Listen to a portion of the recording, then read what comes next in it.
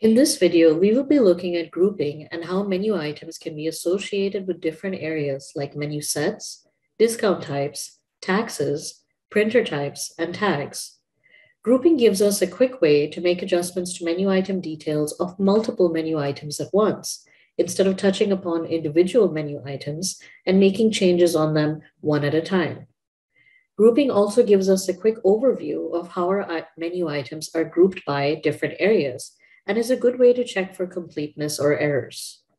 First, let's navigate to our menu setup function from our Backoffice home screen. To get started with grouping, let's step into the Grouping tab at the top of the window over here and take a look at what we currently have.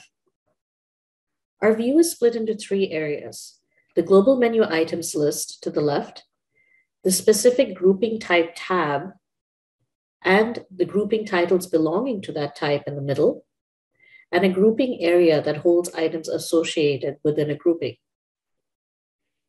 In our Menu Set tab, we can see which menu items are associated with which menu set.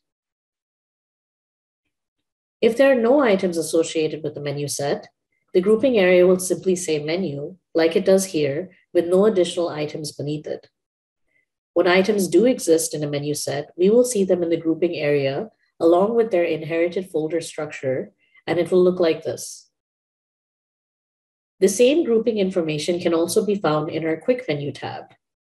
Before we move on to see what that looks like, let's keep in mind we have multiple items set up in our Volanté burger menu.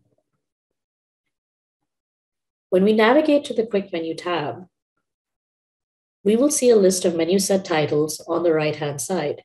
You will notice that these menu set titles are the same as what we saw in our Menu Set Grouping tab. When I touch upon Volanté burgers in particular, you will see the same menu items we saw associated with the menu sets in our Groupings tab down here.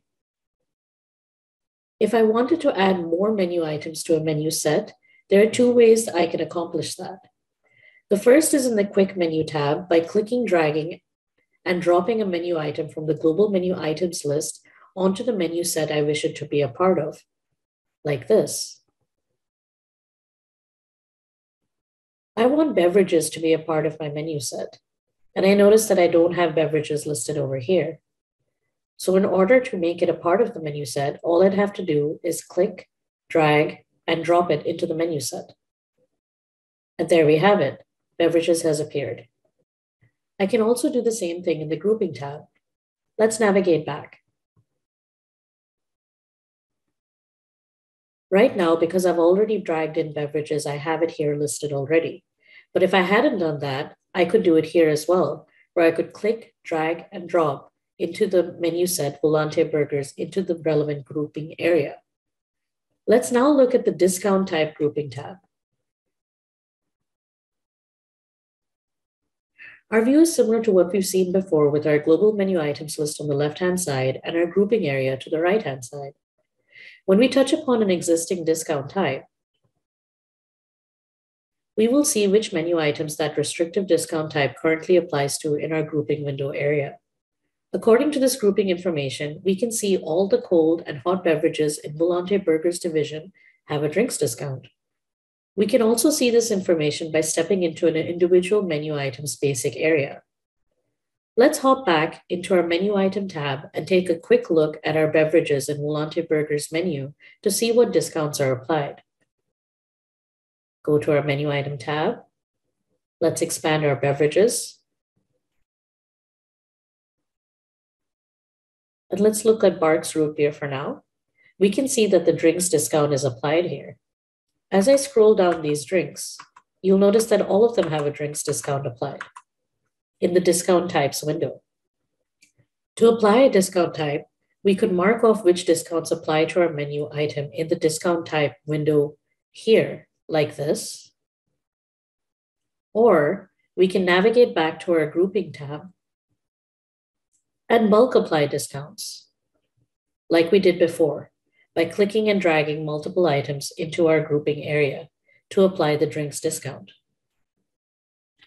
For example, let's say I wanted to do this for juices. I have my drinks discount selected. I will click and drag juices into my grouping area under Volante Burgers. And now juices items or items in juices will have the drinks discount applied to them. The taxes grouping tab and printer types grouping tab work in a very similar fashion to the discount type grouping tab we have just seen. When we look at our menu item details in the basic area, we see three little windows: printer types, tax types, and discount types. As you can see, these areas connect to the relevant grouping types in the grouping tab. Let's do a small experiment of this by applying a coffee printer type to all our hot beverages in the Volanté Burgers menu. Right now, when we navigate back to the printer type grouping tab and select coffee printers, we will not see any menu items listed in the grouping area.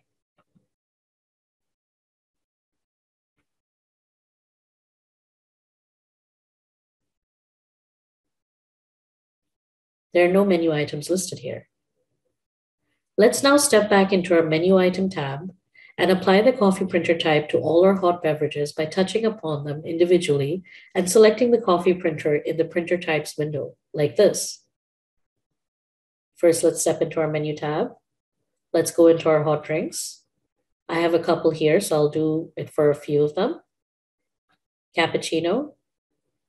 Let's apply our coffee printer. Coffee.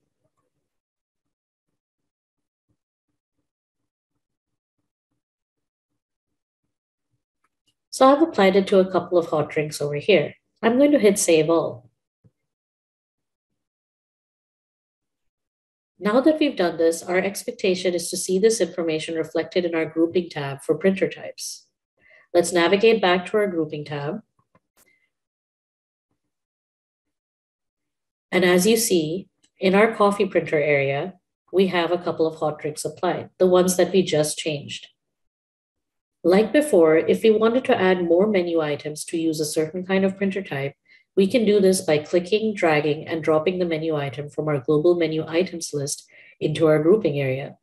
Let's say I wanted to add cold beverages from our Volanté Burgers menu to a coffee printer. How would I do that using the printer type grouping?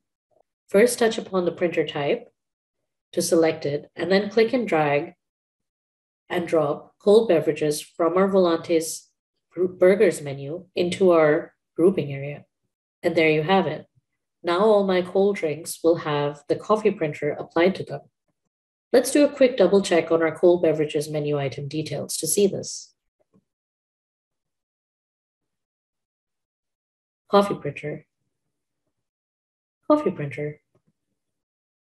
There we go. Much in the same way as discount type and printer type groupings work, the taxes grouping works in a similar fashion. We can apply certain tax types to many items at once by clicking, dragging, and dropping menu items into the relevant tax type grouping area.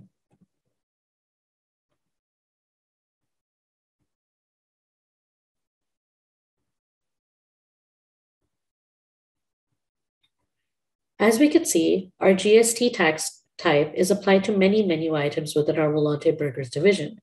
We can always double check this by stepping into the individual menu items and looking at the tax types applied on them.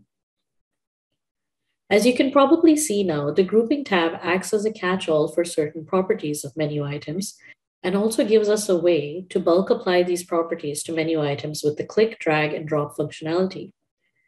The last grouping type we're going to look at today is the tag grouping type. This grouping type allows us to tag certain menu items for on-account purposes for our customer database. For example, we could create a tag called Food Only and assign eligible items to it. Our declining customer accounts can then be set up to only work with those food-only items at the POS, so that when our cashier presses the on-account button, the eligible items count towards the declining type account and deduct funds accordingly. And that's how we use grouping to set the properties of our menu items. Thank you for watching.